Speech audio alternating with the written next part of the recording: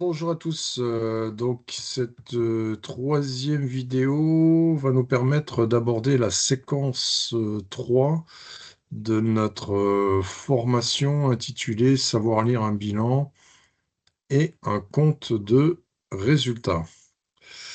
Donc, pour rappel, sur les deux séquences précédentes, on a posé les bases, les fondamentaux. Donc, on a travaillé sur l'articulation entre le bilan, le compte de résultats et le TFT, tableau de flux de trésorerie. Et ensuite, on a zoomé sur une catégorie d'opérations particulières, donc les amortissements, les dépréciations et les provisions. Donc à ce stade, on a suffisamment d'informations pour pouvoir commencer l'analyse financière. Ouais. Alors sachant qu'en analyse financière, eh bien, la première question qu'on va se poser, c'est est-ce que l'entreprise est profitable? Alors, qu'est-ce que c'est que la profitabilité? Ben, c'est tout simplement la capacité de l'entreprise à générer des profits, des bénéfices, des résultats positifs. Ça, c'est vital, hein, puisqu'évidemment, si jamais l'entreprise n'est pas profitable, ben, ça veut dire qu'elle fait des pertes. Et donc, ben, si elle fait des pertes, ça veut dire qu'elle va cramer, elle va brûler de la trésorerie, du cash, pour financer ses pertes. Et donc, inexorablement, elle sera condamnée, hein, à terme. Les actionnaires ou les banques seront obligés de, entre guillemets, de siffler la fin de la récréation. Hein. Donc, la profitabilité, c'est vraiment la première condition essentielle, vitale, à vérifier en analyse financière. Alors, sachant que pour vérifier la profitabilité, pour analyser la profitabilité d'une entreprise, eh bien, on va s'appuyer sur ses comptes de résultats. Hein, donc les comptes de résultats, on l'a vu sur la première séquence, le CDR, c'est un tableau qui décrit l'activité, le business réalisé par l'entreprise au cours d'un exercice. Hein, sachant que sur un CDR, on raisonne en termes de charges ou de produits. Donc on va prendre des comptes de résultats, donc au minimum 2, voire 3 ou plus. Et on va analyser ces fameux comptes de résultats. Donc, on va calculer un certain nombre d'indicateurs qui vont nous permettre de comprendre la formation des bénéfices ou des pertes réalisées par l'entreprise. Alors, ces indicateurs sont regroupés au travers de deux outils. Donc, le premier qui est très connu, qu'on appelle les soldes intermédiaires de gestion, les SIG. Alors, en fait, c'est des indicateurs qui sont donnés par le plan comptable général et qui vont nous permettre de comprendre la formation des résultats réalisés par les entreprises. Et puis, on va compléter ces soldes intermédiaires par un autre indicateur très important qui s'appelle la capacité d'autofinancement, la CAF. Hein, donc, à chaque fois que vous entendez parler de SIG ou de CAF, bah là, vous êtes en train de implicitement répondre à la question est-ce que l'entreprise est profitable?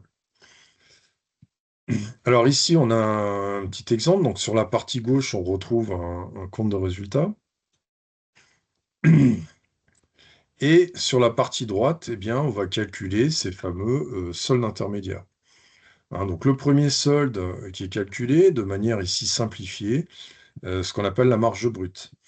Hein, donc la marge brute, ici, ça va être quoi? Ça va être tout simplement la différence entre le chiffre d'affaires, les ventes, et les achats consommés. Alors, l'idée est très simple, c'est de dire, bah, quand une entreprise fait des ventes, une entreprise fait du chiffre d'affaires, bah, c'est très bien, mais à la limite, c'est pas fondamental. Ce qui est fondamental, c'est de savoir qu'est-ce qui reste de ce chiffre d'affaires, qu'est-ce qui reste de ces ventes, une fois qu'on a retiré les achats consommés. Hein, donc là, ici, on voit apparaître un premier indicateur tout à fait intéressant, donc, qui s'appelle la marge. Hein, donc, alors, marge brute, ici, par simplification. Hein. Dans la pratique, on peut décomposer entre marge commerciale pour les activités de négoce et une deuxième marge, marge brute pour les activités de production, en fait. Bon. Donc là, concrètement, quand je vends 60, que j'ai acheté 30, bah, en définitive, il me reste 30. Hein. Donc, j'ai gagné 30 000 sur mes ventes. Et ça, c'est très intéressant. parce que ces 30 000, hein, donc cette marge brute, on va pouvoir l'exprimer en pourcentage du chiffre d'affaires. Hein, donc on va calculer un ratio donc qui est tout à fait intéressant, hein, puisque là, ça veut dire que bah, quand l'entreprise fait une vente de 100 euros, en définitive, elle a gagné 50 euros. Hein, donc on est sur un total de 50 sur 100. Et du coup, ce ratio, cet indicateur, va faire l'objet d'une double comparaison. On va pouvoir le comparer dans le temps, hein, donc on va voir concrètement si ça monte ou si ça descend sur plusieurs années, hein. Généralement, on retient entre 2 et 5 ans.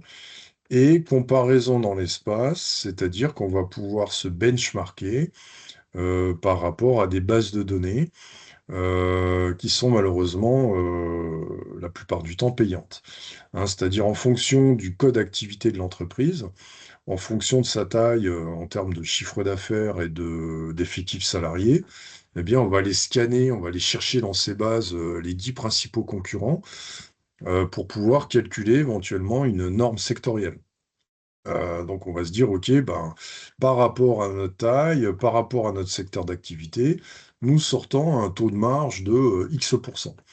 Hein, donc ce type d'indicateur doit toujours faire l'objet d'une double comparaison. C'est comparaison dans le temps, comment il évolue sur plusieurs années, et comparaison dans l'espace, c'est comment nous on se situe sur l'indicateur par rapport à nos concurrents directs sur notre secteur d'activité ou par rapport à la moyenne du secteur. Hein. Donc ça, c'est des informations qui sont disponibles. Voilà, donc premier indicateur, la marge.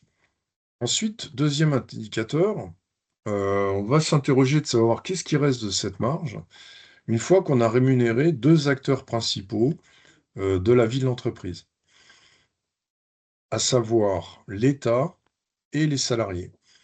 Donc, qui dit État dit impôts et taxes, et qui dit salarié dit frais de personnel. Hein, donc, sachant que dans les frais de personnel, on va prendre les salaires bruts et les cotisations patronales. Donc ici, on voit que l'État nous a coûté 6 000 euros. Alors attention, il y a souvent une confusion qui est faite. Dans les impôts et taxes, on ne prend pas l'impôt sur les sociétés. Hein, ce qu'on appelle l'IS, l'impôt société, il est calculé tout en bas. Ici, c'est tous les prélèvements obligatoires, hein, tous les impôts et taxes, sauf l'IS. Par exemple, ce qu'on appelle la CVAE, la contribution sur la valeur ajoutée des entreprises, la taxe foncière, la taxe d'apprentissage, taxe sur les véhicules de tourisme, etc., etc. C'est tous les comptes 63 en comptabilité. Alors que l'IS, lui, c'est la racine 69. Voilà, donc ici on part d'une marge de 30 000, donc on a gagné 30 000 euros sur la vente de nos produits, mais une fois qu'on a retiré les 6 000 qu'on a versés à l'État et les 9 000 qui concernent le personnel, eh bien en fait on voit qu'il nous reste 14 000.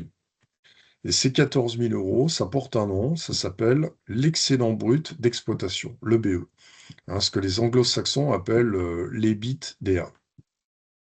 Donc ça, c'est vraiment un indicateur de profitabilité qui est très suivi par les financiers, parce que là, on est vraiment, c'est le cœur du réacteur. Hein. Donc concrètement, ça correspond, le BE, à ce que l'entreprise a gagné sur son activité principale. Hein. Autrement dit, on n'est que sur les opérations d'exploitation. Et cet indicateur, il est pur. Hein. Autrement dit, il ne prend que des opérations qui vont impacter le cash, hein, du type produit encaissable ou charge décaissable. Donc, si jamais une entreprise dégage un EBE faible, voire négatif, bah, ça veut dire qu'il y a un gros problème hein, dans la société. Soit bah, ça veut dire peut-être que l'entreprise exerce son activité sur des secteurs qui dégagent des marges insuffisantes ou en déclin. Ou bien c'est une entreprise qui a des frais de personnel trop importants ou des frais généraux trop importants. Voilà, ça veut dire qu'il y a vraiment un gros problème hein, au niveau de l'organisation ou du business model de la société. Donc ça, c'est vraiment un indicateur très très suivi par les financiers. Et bah, cet EBE, cet indicateur, on va pouvoir également l'exprimer en pourcentage du chiffre d'affaires, hein. Donc, si on calcule 14 000 divisé par 60 000, eh bien, on va trouver un taux de BE de 23%.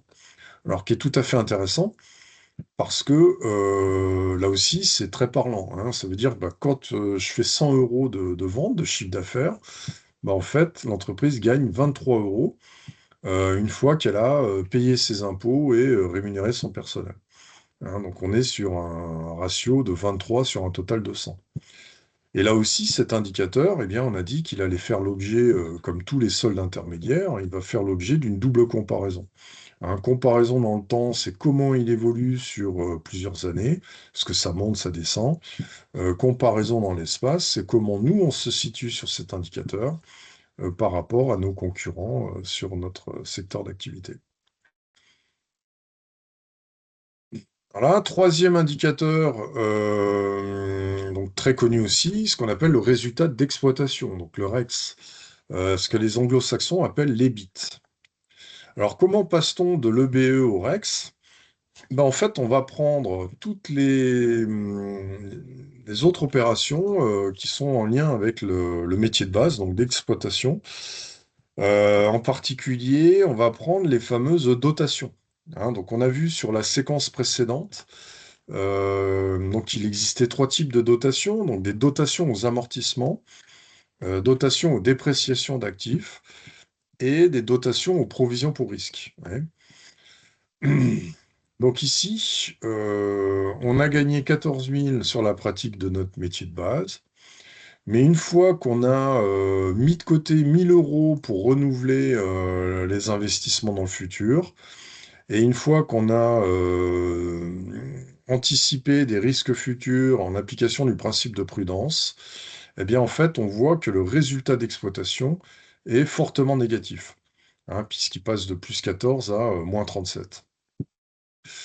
Et du coup, là, on comprend la distinction entre le REX et le BE, hein. On comprend pourquoi les financiers vont plutôt s'intéresser à l'EBE, parce que, on l'a dit, le BE, lui, c'est un indicateur qui est pur, hein. Il ne prend en compte que des opérations qui impactent la trésorerie, qui impactent le cash. Alors que le résultat d'exploitation, lui, il mélange des opérations monétaires, hein, qui nous viennent de l'EBE avec des ajustements purement techniques du type dotation reprise, hein. Donc ici, on le voit bien, une société peut sortir un résultat d'exploitation très négatif, très dégradé, alors que le BE, lui, était bon, hein. Peut-être que parce que bah, elle a beaucoup provisionné des risques futurs ou elle a amorti beaucoup, elle a réalisé beaucoup d'amortissements, hein, sur des investissements.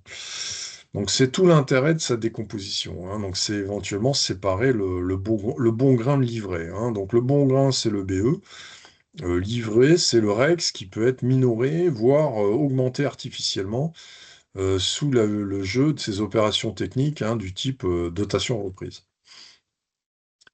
Alors là, à ce stade, on a couvert la première partie du compte de résultat, à savoir toutes les opérations d'exploitation. Ensuite, on va s'intéresser maintenant aux opérations à caractère financier, hein. Donc, on a vu sur la première séquence que, bah, en fait, un compte de résultat était décomposé en trois niveaux d'activité, hein. Donc, le métier de base, donc l'exploitation, donc on retrouve au travers de la marge, de l'EBE et du REX.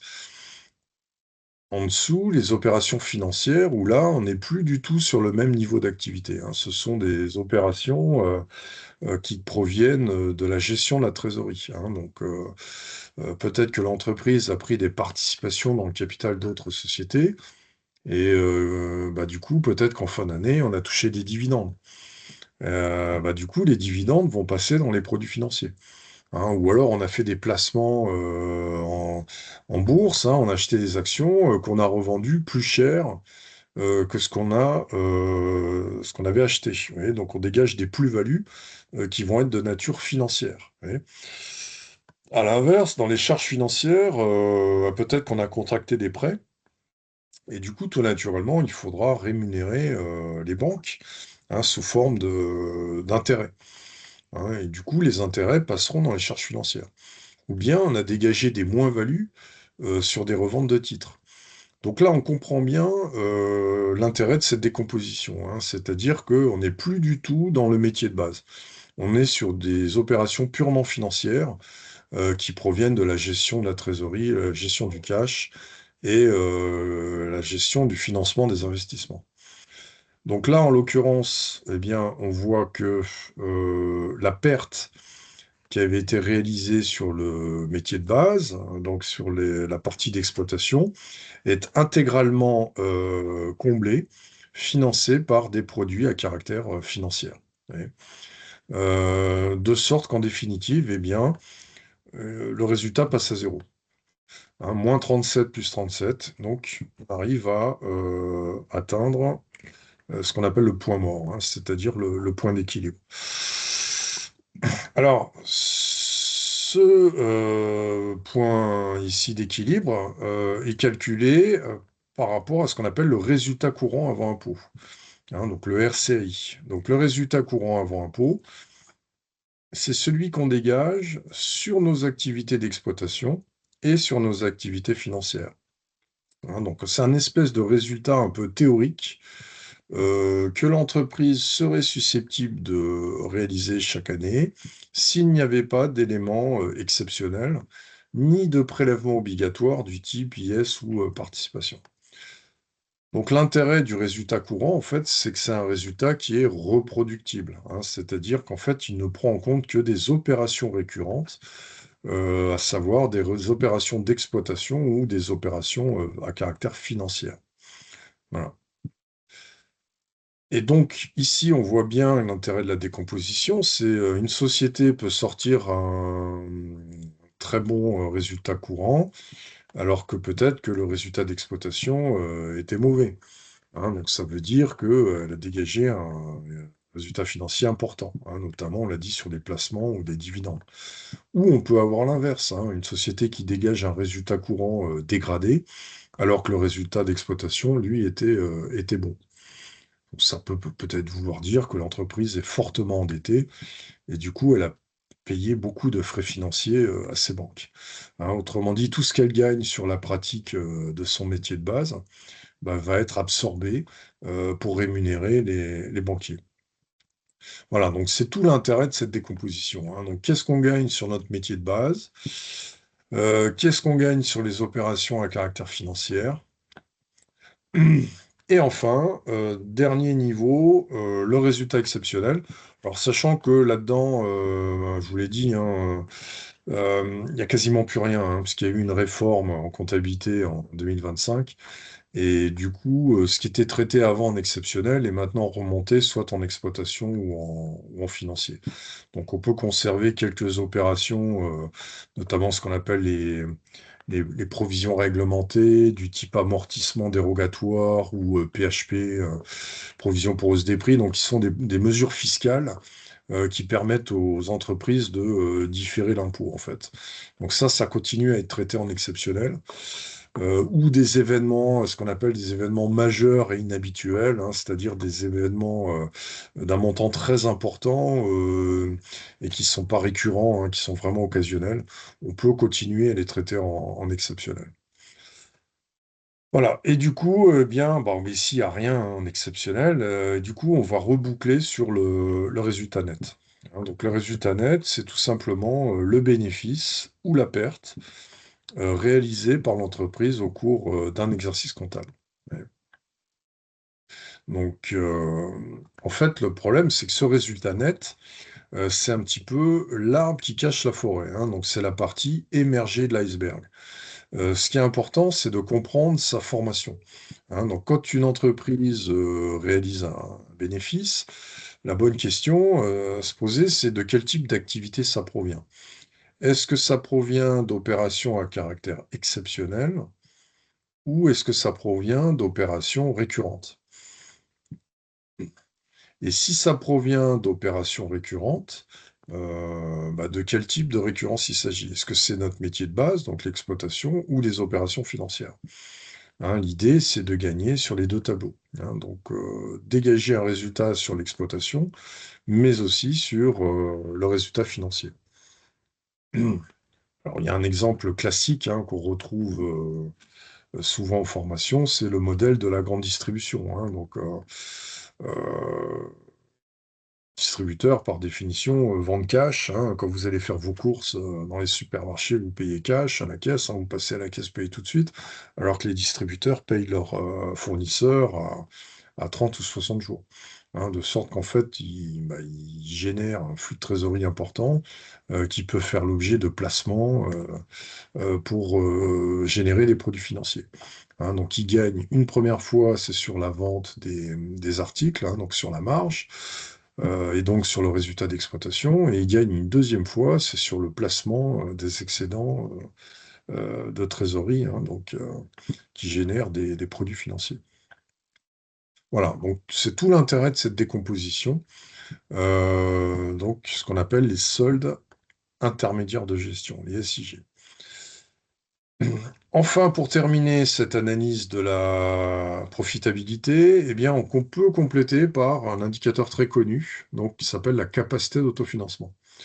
Donc, la définition de la CAF, c'est quoi? En fait, ça correspond au cash flow potentiel que l'entreprise a généré au cours d'un exercice comptable, hein. Donc, ce cash flow potentiel, alors, c'est pas véritablement du cash flow. On verra que le cash flow, il faudra attendre la présentation du tableau de flux de trésorerie, hein, pour le retrouver. Cash flow potentiel, c'est-à-dire, bah, ça correspond à ce que l'entreprise a gagné, en théorie, hein, a gagné ou perdu comme argent au cours de la période. Donc c'est un indicateur qui est très très très très important, au même titre que le BE ou les marges, hein. Si jamais une entreprise dégage une capacité d'autofinancement négative, bah, c'est très préoccupant, hein. Essayer de comprendre pourquoi. Alors, pour calculer cette fameuse capacité d'autofinancement, hein, en fait, la CAF, pour faire simple, ça correspond au véritable résultat dégagé par l'entreprise au cours d'une période, en fait, hein. Et donc, pour calculer ce solde, cette capacité d'autofinancement, on a à notre disposition deux méthodes. Donc, la première méthode, en fait, ce qu'on appelle la méthode additive, donc qui consiste à partir du résultat net, hein, donc le solde résiduel qu'on avait ici, hein, ou qu'on retrouve ici, donc dans notre exemple qui est à 0.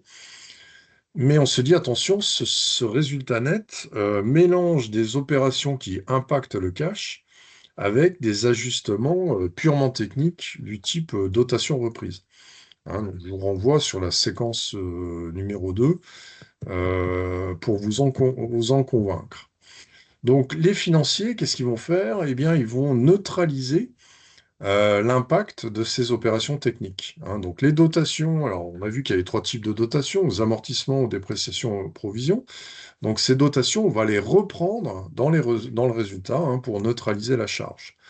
Et à l'inverse, les éventuelles reprises sur provision, sur dépréciation, seront déduites, hein, puisque les reprises ne constituent pas des produits encaissables, hein. Donc, on reprend les dotations et on retranche les reprises.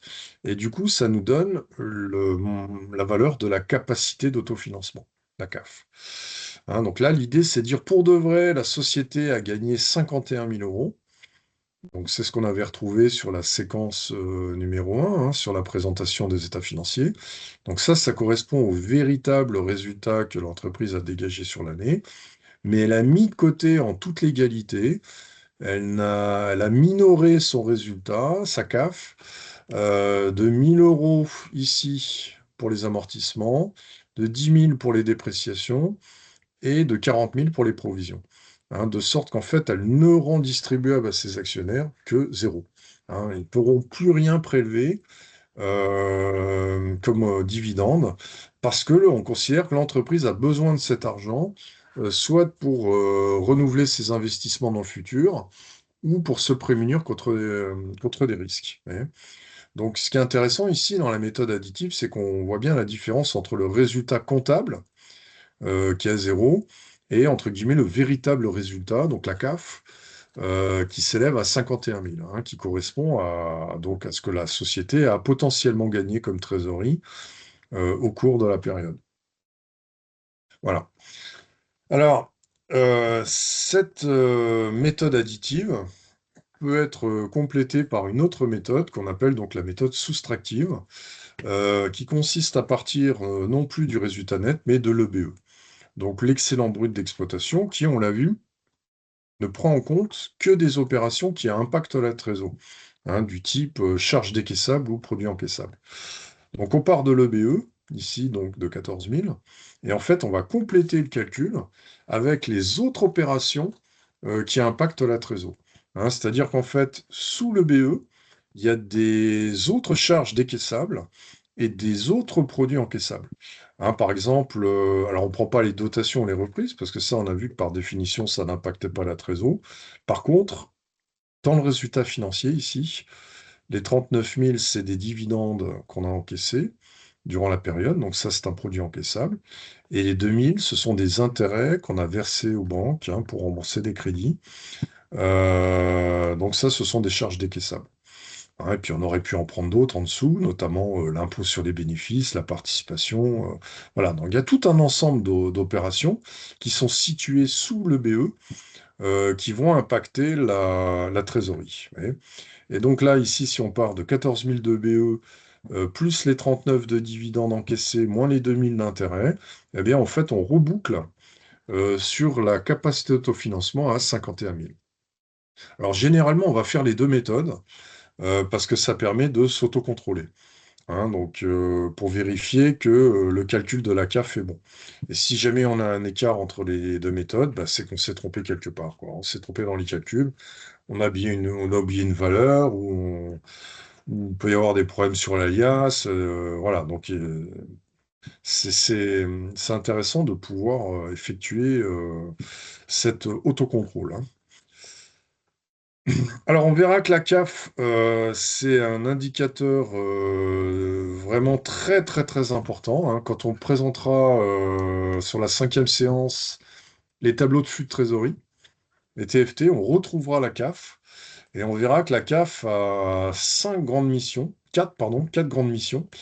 Tout d'abord, autofinancer la croissance de l'activité, hein, c'est-à-dire que on verra plus tard que les sociétés qui se développent, progression importante du chiffre d'affaires, vont avoir ce qu'on appelle un besoin en fonds de roulement qui, lui, va également augmenter, hein, de manière proportionnelle. Et du coup, ben, la première mission de la CAF, c'est de financer la croissance de ce fameux besoin en fonds de roulement, hein, ce qu'on appellera plus tard la variation du BFR. Ensuite, la CAF doit permettre d'autofinancer des investissements. Donc ce qu'on appelle des CAPEX, hein, en finance. Elle doit permettre également de rembourser le crédit des emprunts qu'on a contractés vis-à-vis des banques. Le capital, excusez-moi, le capital des emprunts. Alors, on prend juste le capital, hein, puisque les intérêts, charges financières, eux, sont déjà pris dans le calcul de la CAF. Hein, donc, rembourser du capital emprunté. Et enfin, on verra que la quatrième mission de la CAF, ça va être de verser des dividendes à nos actionnaires. Hein, donc, on verra, on retrouvera ces quatre grandes missions quand on présentera le tableau de flux de trésorerie. Voilà, donc en définitive, pour analyser la profitabilité d'une entreprise, hein, donc pour rappel, la profitabilité, c'est la capacité de la société à dégager des bénéfices, des marges, des résultats positifs. Hein, on a dit ça, c'est vital. Donc pour analyser la profitabilité, on va calculer les SIG et la CAF, et plus précisément, on va aller voir bah, les marges. Hein, donc il faut s'assurer que l'entreprise dégage des marges vraiment confortables, ça c'est vraiment très important. Ensuite, on va aller voir le BE. Hein, le BE, c'est véritablement ce qu'elle dégage comme résultat sur la pratique de son métier de base. Hein, donc c'est vraiment le cœur du réacteur nucléaire. Et enfin, on va aller voir la CAF. Hein, donc c'est vraiment les trois indicateurs clés à surveiller en termes de profitabilité. Donc si jamais une société dégage une CAF négative, ou un EBE négatif, ou pourquoi pas des marges négatives, hein, ce qui est complètement délirant sur le plan financier. Ça veut dire que concrètement, la boîte, elle vend à perte. On le voit parfois, hein, on le voit parfois sur des analyses de start-up. Je me souviens d'une analyse réalisée au sein de la société Insect, qui a été placée en liquidation il y a peu de temps, où la boîte dégageait des marges négatives. Hein, c'est-à-dire concrètement, ils étaient censés vendre des grillons pour remplacer la viande. Le problème, c'est qu'ils vendaient à perte.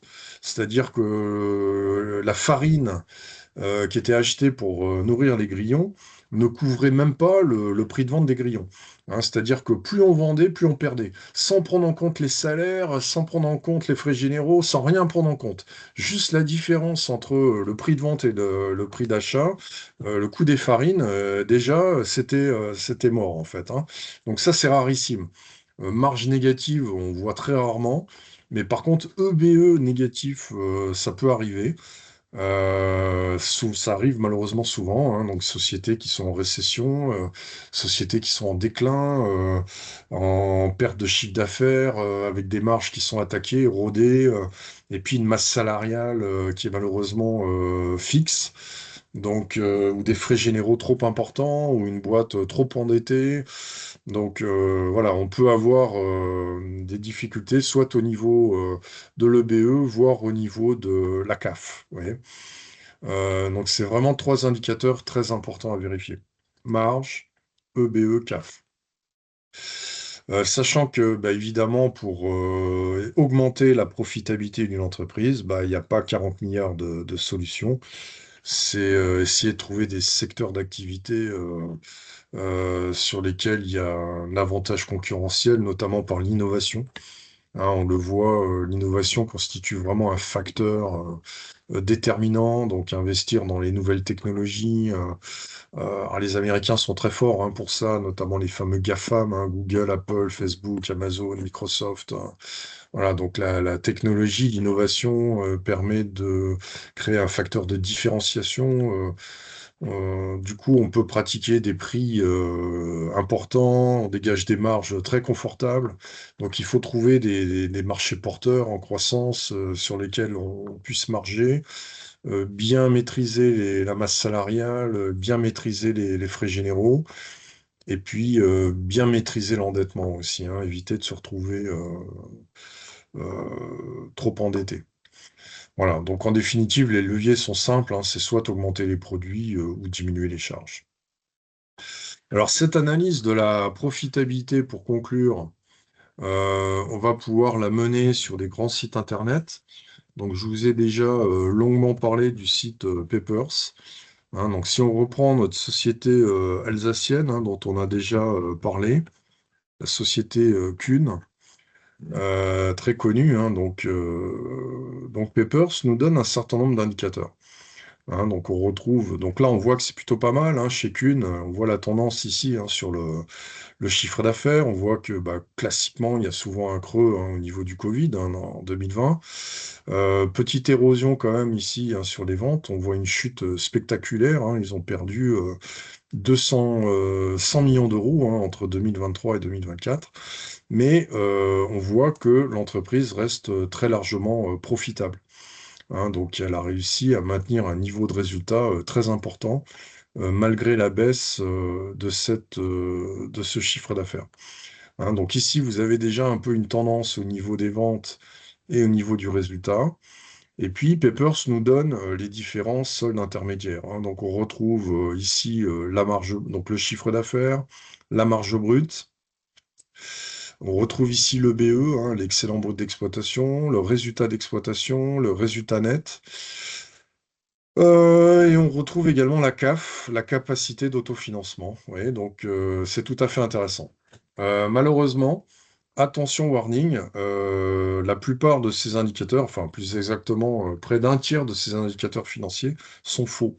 Hein. Donc j'ai fait une vidéo spéciale que je vous invite vraiment à aller voir donc qui permet de comprendre un peu les problèmes que posent ces indicateurs. Hein. Donc, on a à disposition un certain nombre d'indicateurs gratuits, mais malheureusement, euh, ils ne sont pas toujours fiables, en fait. Hein. Il y a des gros problèmes au niveau des calculs.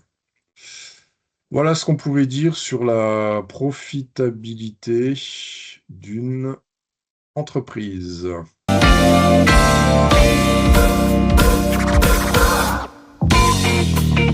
What a brother, no. Once again, back is the incredible rhyme animal, the uncannibal, Public Enemy #1.